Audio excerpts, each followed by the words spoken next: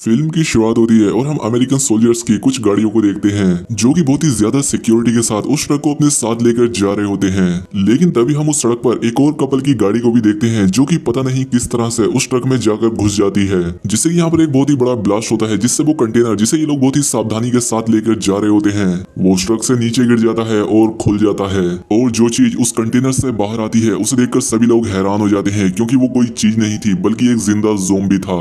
ये ज़ोंबी बहुत ही ज्यादा ताकतवर और फुर्तीला था। ये उस ट्रक से बाहर निकलते ही पल भर में उन सभी सोल्जर्स को मार डालता है, लेकिन ये उनकी जान नहीं लेता बल्कि ये उन्हें काट कर खुद की ही तरह ज़ोंबी बना लेता है।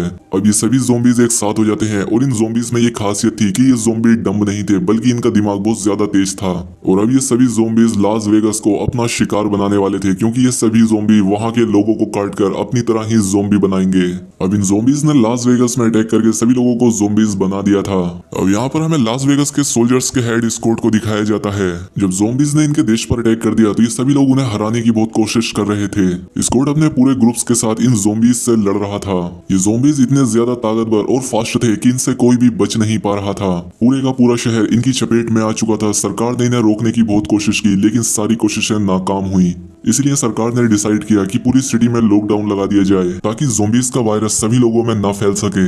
अब इसीलिए पूरे ही शहर का सिस्टम बदल चुका था। खैर, अब ये सब होने के बाद हमें फिर से इस कोड को दिखाया जाता है जो कि पहले आर्मी में हुआ करता था, लेकिन अब वो अपना खुद का एक रेस्टोरेंट चला रहा है, क्योंकि इस वायरस की वजह से सभी लोगों की जॉब्स खत्म हो चुकी हैं।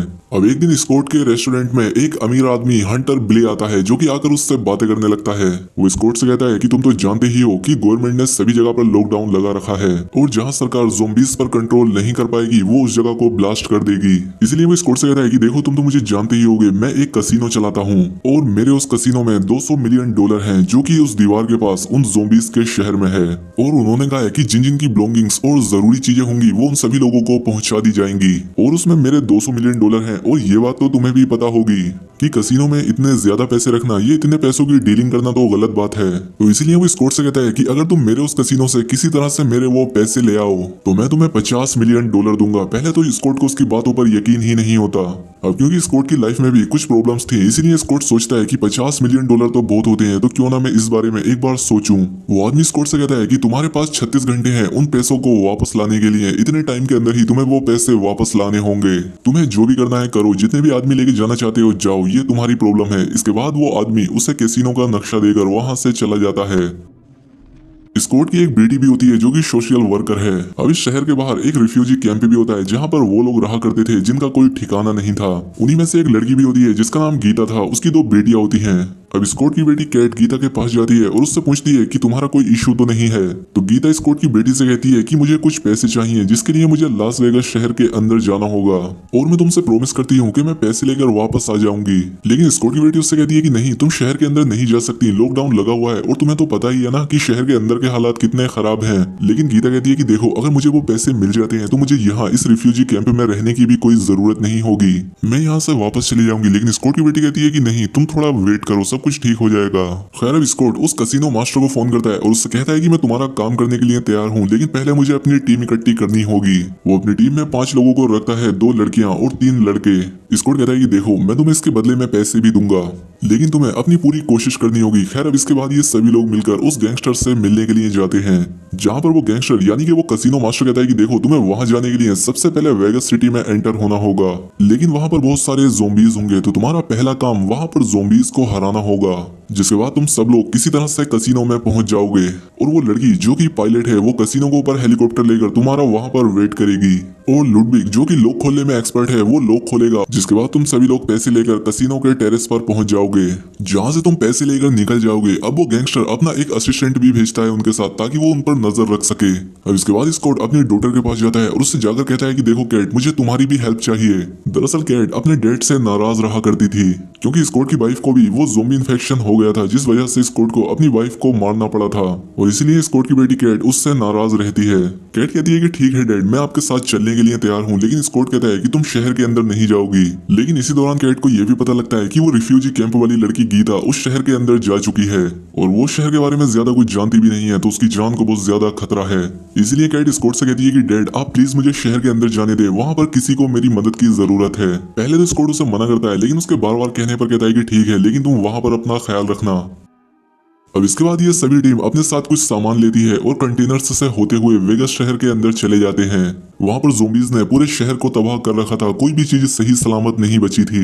रिफ्यूजी कैंप वाली लड़की की यहाँ आने पर एक और लड़की ने मदद की थी जो कि खुद भी रिफ्यूजी कैंप में रहा करती थी, लेकिन वो वेगस शहर को भी बहुत ही अच्छी तरह से जानती थी, इसलिए वो इनके साथ आती है। अभी लोग जैसे ही शहर में एंटर होते हैं तभी वहाँ पर एक ज़ोंबी टाइगर आता है।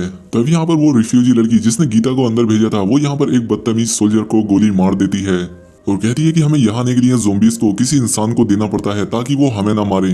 वो यहाँ पर स्क्वाड की टीम को बताती है कि यहाँ पर दो टाइप्स के ज़ोंबीज हैं, कुछ तो डम हैं लेकिन कुछ बहुत ही ज्यादा इंटेलिजेंट हैं जिनका मुकाबला हम किसी भी तरह से नहीं कर सकते, तो अच्छा यही होगा कि हम उनसे बचकर रहें। साथ ही वो लड़की यहाँ पर स्क्वाड की टीम से कहती है कि हमें उस लड़की को भी ढूंढना है जिसे मैं यहाँ ले आई थी, लेकिन स्क्वाड कहता है कि हमारे पास उतना वक्त नहीं है, हमारे पास सिर्फ एक दिन है जिसमें हमें कुछ पैसे ढूंढने हैं, तो इसलिए हम तुम्हारी कोई हेल्प नहीं कर सकते। स्क्वाड की बेटी ये बात सुनकर काफी दुखी हो जाती है।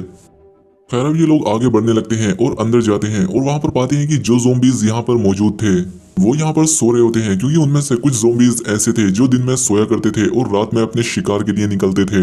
वो लोग यहाँ से धीरे धीरे करके निकल ही रहे होते हैं, लेकिन तभी यहाँ पर एक लड़की से शोर हो जाता है जिससे वो सारे ज़ोंबीज उठ जाते हैं और उस लड़की को पकड़ लेते हैं।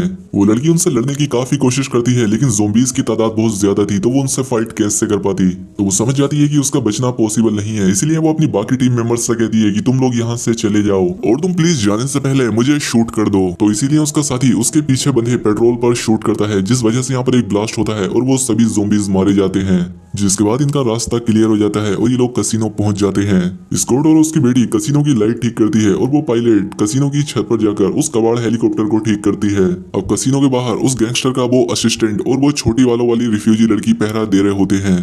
खैर अब ये सभी लोग कसिनो के अंदर चले जाते हैं जहाँ पर लुडविग जो कि उस वोल्ट को खोलने वाला था वो कहता है कि यहाँ पर इतने सारे पैसे रखे हैं और यहाँ पर कोई पहरा ना हो, ये तो हो ही नहीं सकता।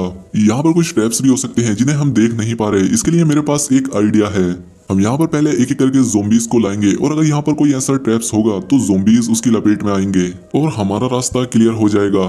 दूसरी तरफ वो दो लोग जो बाहर पहरा दे रहे थे उनके पास कुछ ज़ोंबीज आने लगते हैं और अब दूसरी तरफ वो लोग वोल्ट के पास एक एक करके ज़ोंबीज को लाने लगते हैं जो कि उन ट्रैप्स में फंसने लगते हैं। कभी उन पर फायरिंग होती तो कभी उन पर तीर चलते थे।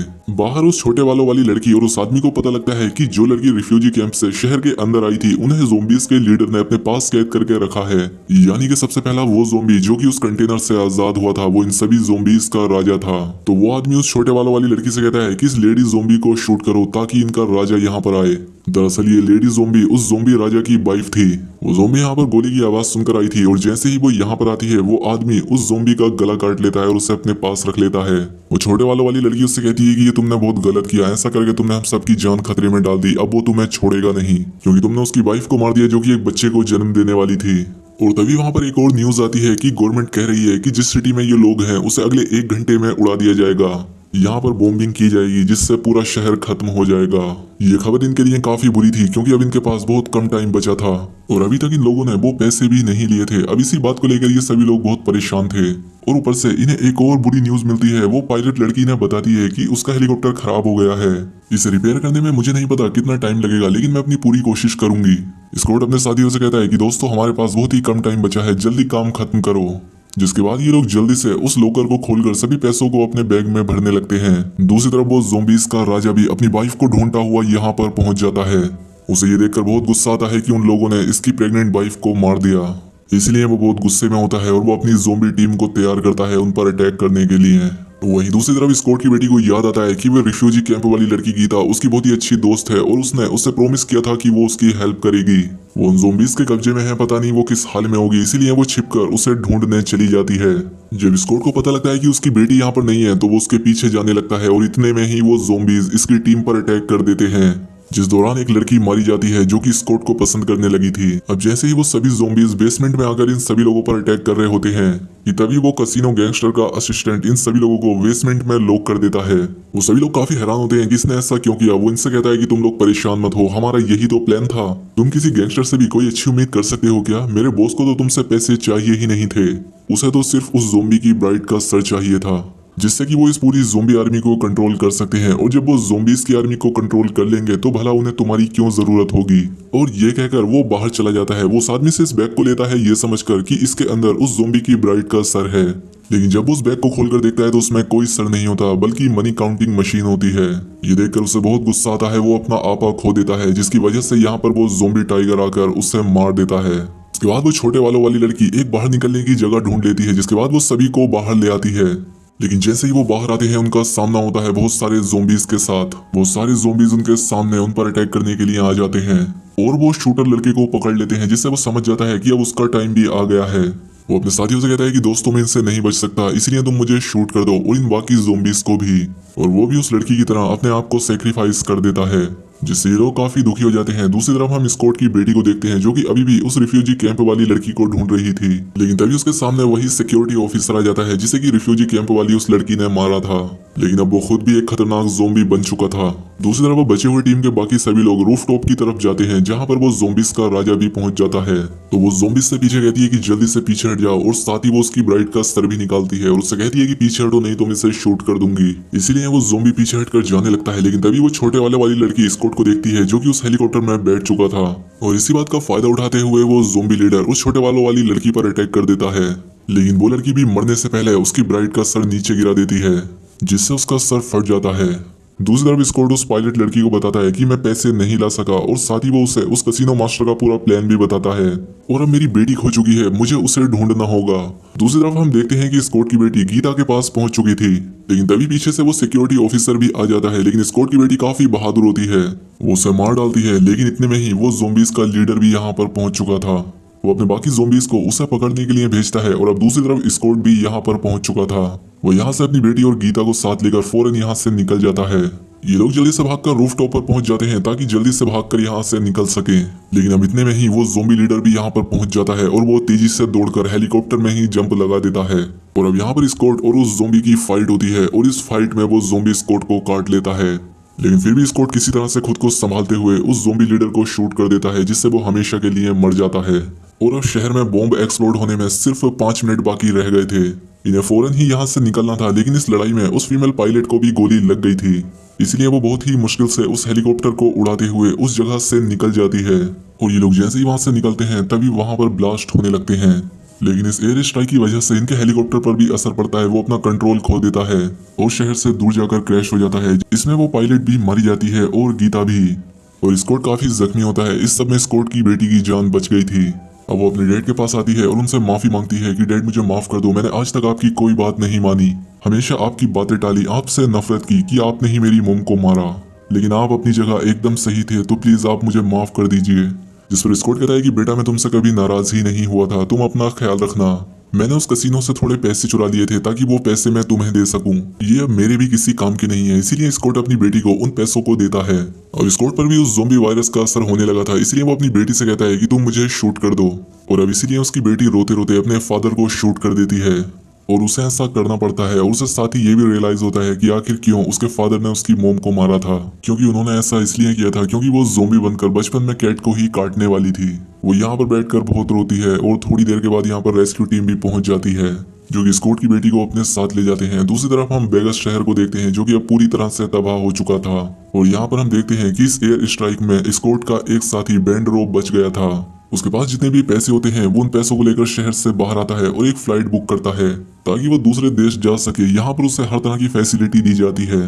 लेकिन तभी यहाँ पर उसकी भी तबीयत खराब होने लगती है, इसलिए वो बाथरूम में जाकर खुद को चेक करता है। तो वो पाता है कि उसके हाथ पर भी किसी ज़ोंबी के काटने का निशान है। और तभी उसे याद आता है कि उसे उस ज़ोंबी लीडर ने काटा था, यानी कि वो ज़ोंबी वायरस उस शहर के साथ खत्म नहीं हुआ था बल्कि वो बैंडरो के साथ बाहर आ गया था। और अब इसी सस्पेंस के साथ ये फिल्म यहाँ पर खत्म हो जाती है।